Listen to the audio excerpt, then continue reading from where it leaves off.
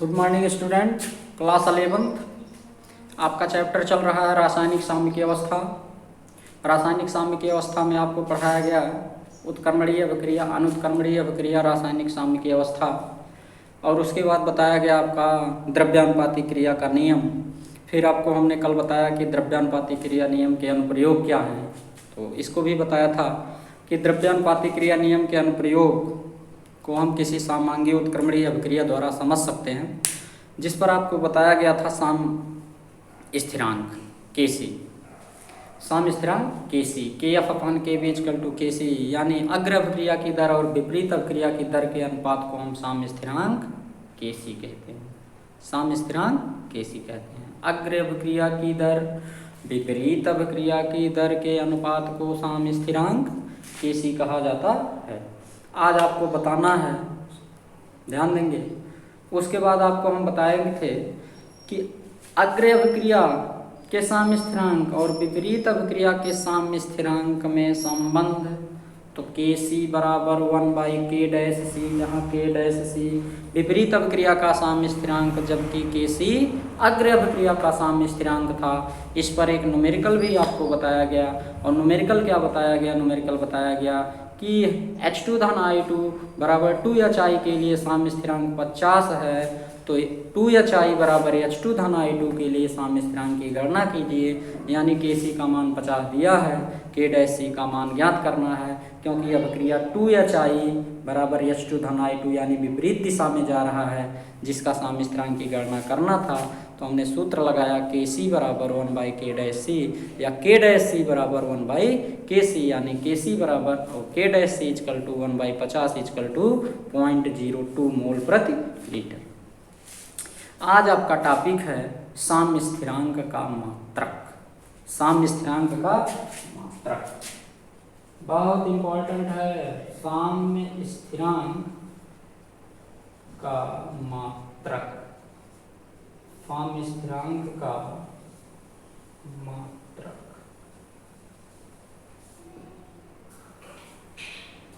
Unit of equilibrium constant, साम्य स्थिरांक का मात्रक। ध्यान दीजिएगा। तो आपको बता दें कि ऐसी रासायनिक अभिक्रिया जिसमें अभिकारक सांद्रण में परिवर्तन नहीं होता है, उसका साम्य स्थिरांक का कोई मात्रक नहीं होता। जैसे लिखा है H2-I2 = 2HI, तो इसमें अभिकारक और प्रोडक्ट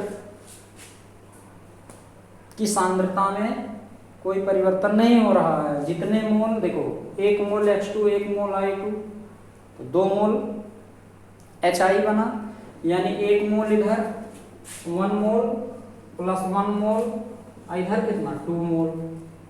तो इसे हम लिख सकते हैं क्या? Kc बराबर 2/1 + 1 = 0। तो साम्य स्थिरांक का कोई मात्रक निकला? कोई मात्रक नहीं निकला, क्योंकि जो प्रोडक्ट की सांद्रता और अभिकारक की सांद्रता का अनुपात होगा वो हमारा क्या हो जाएगा? 0 हो जाएगा। यानी साम्य स्थिरांक का मात्रक नहीं होता। यानी ऐसी रासायनिक अभिक्रिया जिसमें अभिकारक और प्रोडक्ट की सांद्रता में परिवर्तन नहीं होता, यानी उनके अणुओं की संख्या में कोई परिवर्तन नहीं होता, अर्थात अभिकारक, ऐसी रासायनिक अभिक्रिया जिसमें अभिकारक और प्रोडक्ट के अणुओं की संख्या में कोई परिवर्तन नहीं होता, उसे साम्य स्थिरांक का मात्रक नहीं होता। किंतु ऐसी रासायनिक अभिक्रिया जिसमें अभिकारक और प्रोडक्ट के अणुओं की संख्या में परिवर्तन होता है, वह साम्य स्थिरांक का मात्रक होता है। जैसे H2 + N2 = 2NH3। ध्यान देंगे, यहाँ 3 मोल है, N2 का 1 मोल है, अमोनिया का 2 मोल है। इधर अभिकारक की कितना मोल है? 4 मोल है। इधर कितना है? प्रोडक्ट का 2 ही मोल है। यहाँ अभिकारक और प्रोडक्ट के अणुओं की संख्या में परिवर्तन हो रहा है, अतः ऐसी रासायनिक अभिक्रियाओं के लिए साम्य स्थिरांक का मात्रक होगा। क्लियर? अब जैसे इसका साम्य स्थिरांक का मात्रक हमें ज्ञात करना हो तो क्या हो जाएगा? ध्यान दीजिएगा। इसके लिए साम्य स्थिरांक का मात्रक आपका हो जाएगा क्या? अब देखेंगे, देखो Kc बराबर हम क्या कर सकते हैं बेटा? Kc बराबर हम कर सकते हैं NH3 यहाँ 2 लिखा है पावर 2, यहाँ H2 पावर 3 और यहाँ N2 1 मोल है तो पावर 1। अब ये 2 है तो इसका मात्रक क्या होगा, मोल प्रति लीटर का वर्ग हो जाएगा बटे मोल प्रति लीटर का क्यूब इंटू मोल प्रति लीटर। अब आपका दिमाग में ये क्वेश्चन उठ रहा होगा, ये सब कहाँ से लिख दिया गया, तो ये अभिकारक या प्रोडक्ट की सांद्रता का मात्रक होता है। मात्रक क्या होता है, मोल प्रति लीटर। तो प्रोडक्ट की मात्रा मोल प्रति लीटर कितना है, 2 है तो वर्ग हो गया। यहाँ H2 की संख्या कितना है, 3 है तो मोल प्रति लीटर क्यूब। यहाँ N2 का संख्या कितना, मोल प्रति लीटर। अब ध्यान देंगे, यहाँ से 1 मोल प्रति लीटर, यहाँ से 1 मोल प्रति लीटर, यहाँ का टोटल मोल प्रति लीटर कैंसिल हो गया तो ये बचा 1 क्या, मोल प्रति लीटर का वर्ग बचा। क्या बचा, मोल प्रति लीटर का वर्ग बचा। तो इसे आप लिख सकते हो क्या, 1 ध्यान देंगे मोल वर्ग प्रति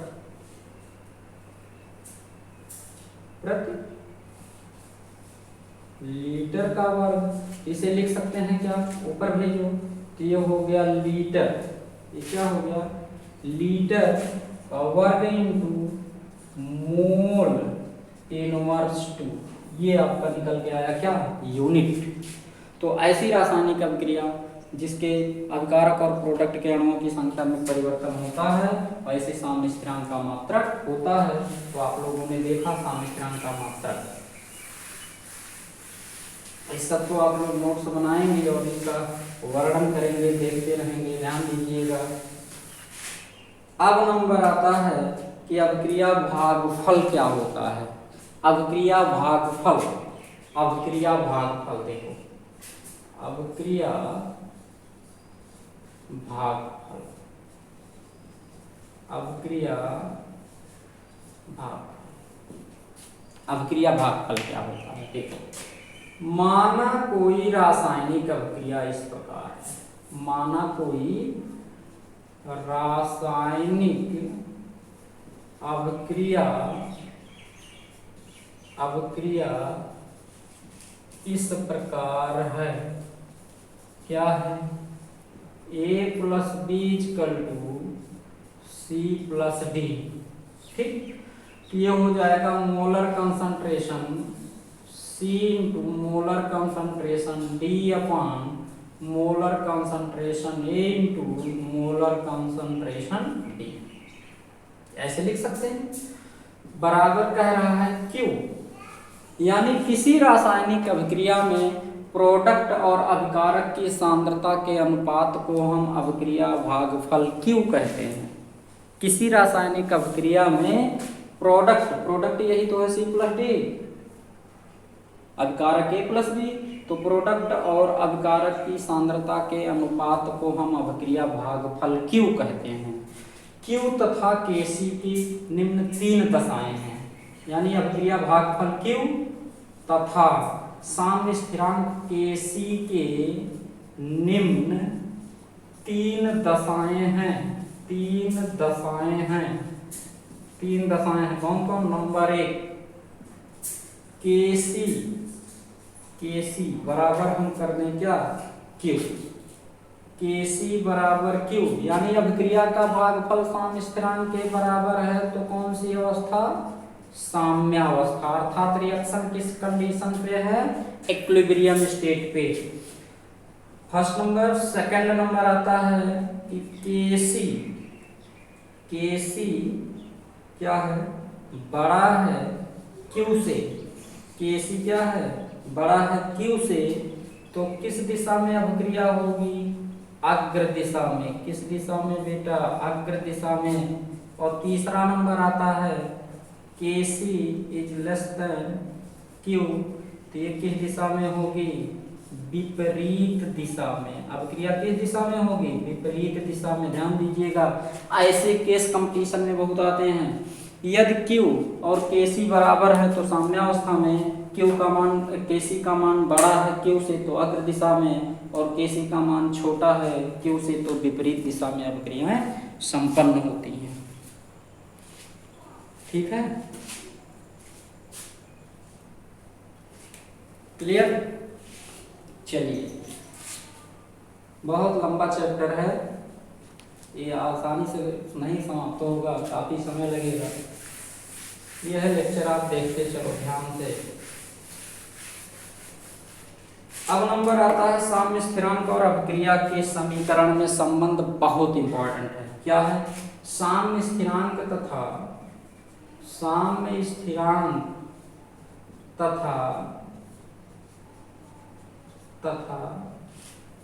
अभिक्रिया की समीकरण में संबंध।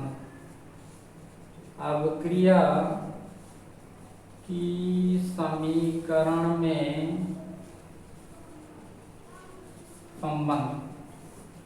ठीक, साम्य स्थिरांक और अभिक्रिया की समीकरण में संबंध क्या होता है, ध्यान दीजिए। भिन्न भिन्न रासायनिक अभिक्रियाओं के लिए साम्य स्थिरांक का मान भिन्न भिन्न होता है। ऐसा आप यूनिट से भी चेक किए हो कि भिन्न भिन्न रासायनिक अभिक्रिया में ऐसी रासायनिक अभिक्रिया जिसके अभिकारक अणुओं की संख्या में परिवर्तन नहीं होता है, उसके साम्य स्थिरांक का मान नहीं होता, लेकिन अभिकारक अणुओं की संख्या में परिवर्तन होगा तो साम्य स्थिरांक का मात्रक होगा। इससे यह निष्कर्ष निकलता है कि भिन्न भिन्न रासायनिक अभिक्रियाओं के लिए साम्य स्थिरांक का मान भिन्न भिन्न होता है। तो आइए देखते हैं साम्य स्थिरांक तथा अभिक्रिया के समीकरण में क्या संबंध होता है। तो किसी एक रासायनिक अभिक्रिया की भिन्न भिन्न समीकरण के लिए साम्य स्थिरांक का मान भिन्न भिन्न होता है। किसी एक रासायनिक अभिक्रिया की समीकरण के लिए भिन्न भिन्न रासायनिक अभिक्रिया की समीकरण के लिए साम्य स्थिरांक का मान भिन्न भिन्न होगा। क्या? किसी एक रासायनिक अभिक्रिया की भिन्न भिन्न रासायनिक अभिक्रिया के लिए साम्य स्थिरांक का मान भिन्न भिन्न होता है। किसी एक रासायनिक अभिक्रिया की भिन्न भिन्न समीकरण के लिए साम्य स्थिरांक का मान भिन्न भिन्न होता है।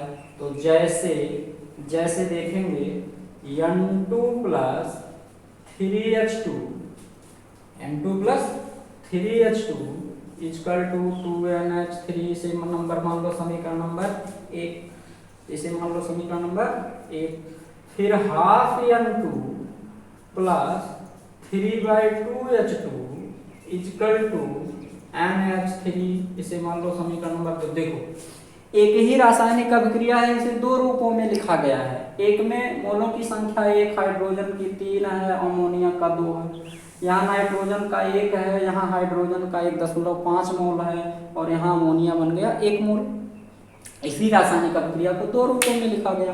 अब दोनों पर साम्य स्थिरांक की हम लोग गणना करेंगे, देखते हैं क्या दोनों के लिए साम्य स्थिरांक का मान भिन्न भिन्न आता है। तो देखेंगे समीकरण 1 के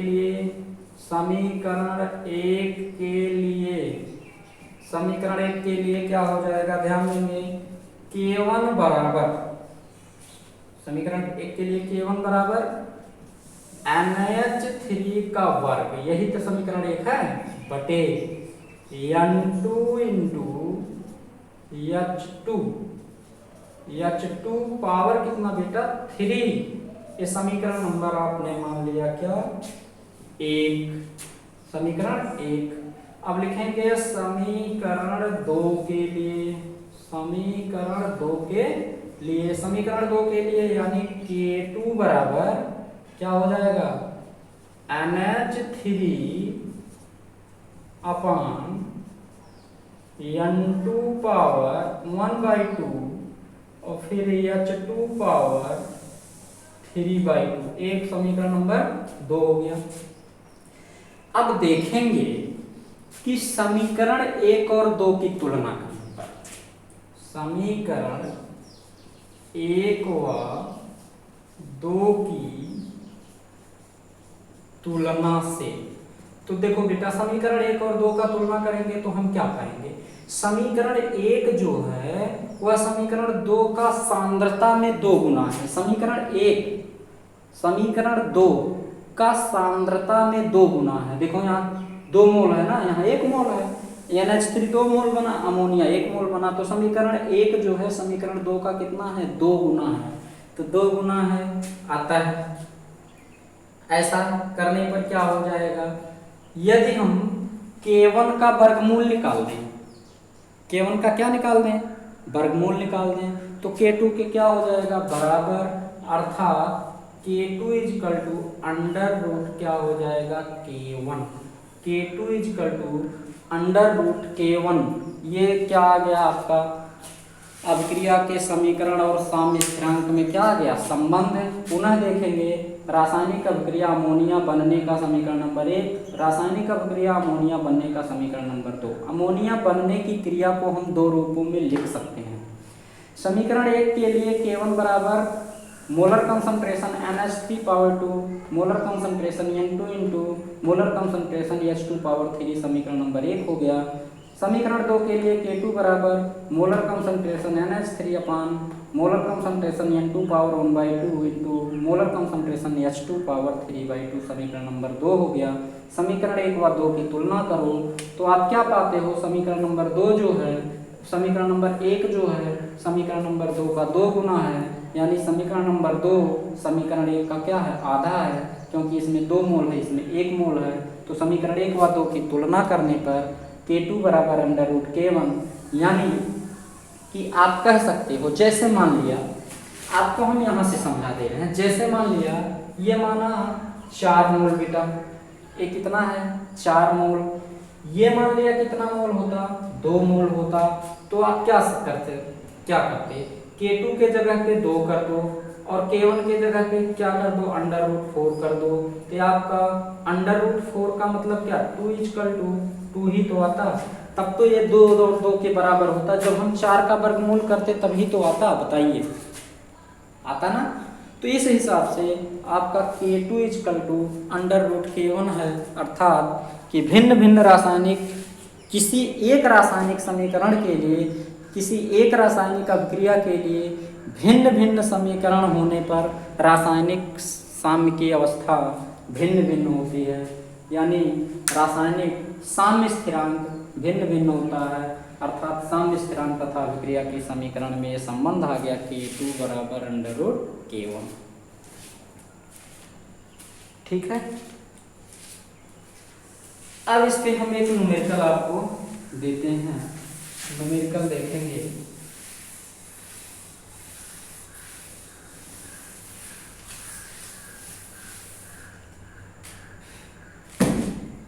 न्यूमेरिकल देखेंगे,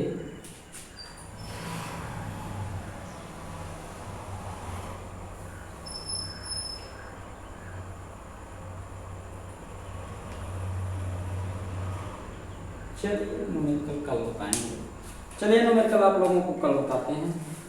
ठीक है, तो आज यहीं तक।